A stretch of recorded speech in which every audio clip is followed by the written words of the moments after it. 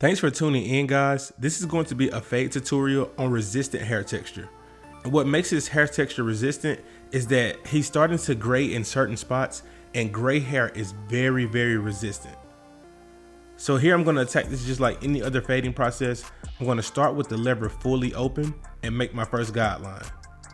And with resistant hair, you just have to go over it a few more times than you normally would. Gray hair, it lacks melanin and it makes the hair more stiff. When you're cutting hair that doesn't contain melanin, it sticks out like a sore thumb.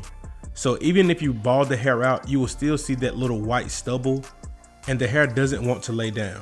So that's why you have to keep going over it over and over. So what I'm doing, I started at the bottom with the lever fully closed on the clipper, and I'm gradually opening it as I go up to the top of that guideline. However, I'm staying right up under that guideline. Next, I have the number 1 guard creating another guideline, and I'm gonna go pretty high just because I have a lot of room to work with. So the steps of this guard, lever open. Now I'm going close, blending at the bottom. And then in just a second, I'm going to blend in the middle with the lever halfway open. And you'll see as I'm blending, I'm going across the grain, tilting my clipper left and right, just so I make sure that I cut the hair at all angles, and that will give me more of a smooth blend. So now I have on the half guard with the lever halfway open, going up under that 1 guard closed. And then I'm going to fully close the lever and blend right up under that. And then here I just touched up with the guard. And now I have on the number 2 guard. This is the highest guard that I'm going to use, and the lever is fully open.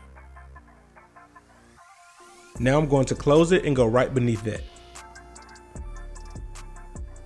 From this angle, you can really see how that difference in the hair texture, how the gray hair is wanting to stick out rather than just blend like the other hair. And then finally, for the fading process, I'm using the 1.5 guard, and I'm starting with the lever closed here, and then I'm going to slightly open it to blend into that number 2.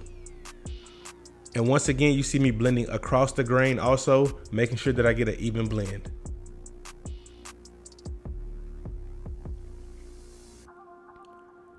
At this point, I'm just going back and touching up dark spots just to get that nice transition. This is one of the most important steps in the fading process. Detailing will make the biggest difference in your haircuts. And then now I'm just taking the clipper with the lever fully open, no guard on, and just smoothing down the fade. And this is the final result. Thank you guys for watching, and I will see you all in the next one.